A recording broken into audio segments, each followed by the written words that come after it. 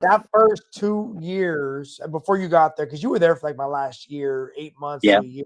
But that first 2 years was tough. I'm not even gonna lie to you, man. That was there could be some books written about that 2 years, Oh, right? yeah. Oh, yeah. From the earthquake to the CO that Marty had to deal with to just whatever. Yeah. And then the other thing is, I do think that, especially in Japan, you got a lot of that culture of people go. You have it everywhere, right? You have it Yeah. everywhere. People in San Diego, people, but that fishbowl of Japan is smaller, Oh, right? yeah. Especially if you're a carrier person, right? If you're an Yeah. Airedale, you're only going to the squadrons and the carrier. And you got that. That's where I think you get that animosity, right? Because they Yeah. were going Atsugi to Yokosuka to Atsugi to Yokosuka. They had that. Um, yeah. But I think the CO was also a big part of that. Because I remember Oh, yeah.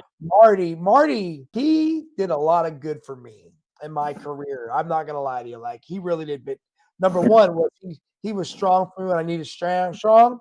And then when I needed help, he would actually be there to help me as well. But I remember we had a conversation one time about the leadership he was under as the CMC, Yeah. and I would say, like I know, as a CMC, you got to kind of play the role your boss needs you to play. And that can be Yes. tough, man. That can be Yeah. tough. He had it rough. I mean, I had to work with him for a year, so I Yeah. know. Yeah, I was like, oh, I know what Okay, Marty's going through. so you had that CO for a year after Yeah. Marty. Awesome. Yeah. Okay, you do know then. Okay, because I Yeah. didn't remember when Captain Fenton came in. Yeah. He came. I had Captain Fenton 2 years. He had to have been a breath of fresh air. Oh, huge. He would listen to me, talk to me. We communicated. We talked baseball. We talked football. It was Brother, huge. It was night and day. brother, I couldn't imagine. I Uh, wasn't telling you from a ship's company perspective, from just the cheap seats, it was a breath of fresh air. I remember when that first CO, we were doing an outbrief with ATG, and he was like, damage controls are cancer, and we're going to eradicate it. And I was like, but we did good. We did good. Tell him we did good. yeah.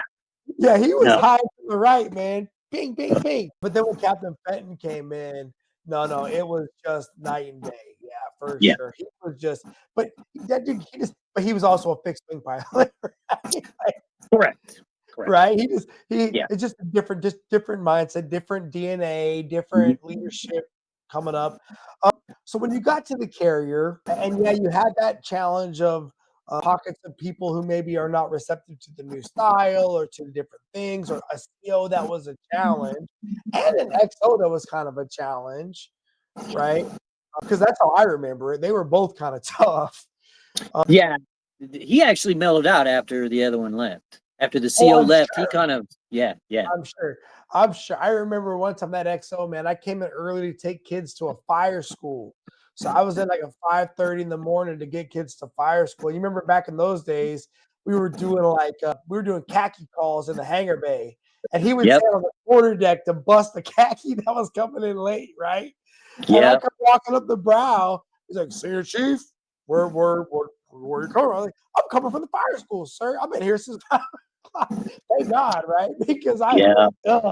yeah, that was a tough time, man. Oh, yeah. Would you say that year was one of your most challenging years as a CMC? Yeah, I would say I really tested my skills.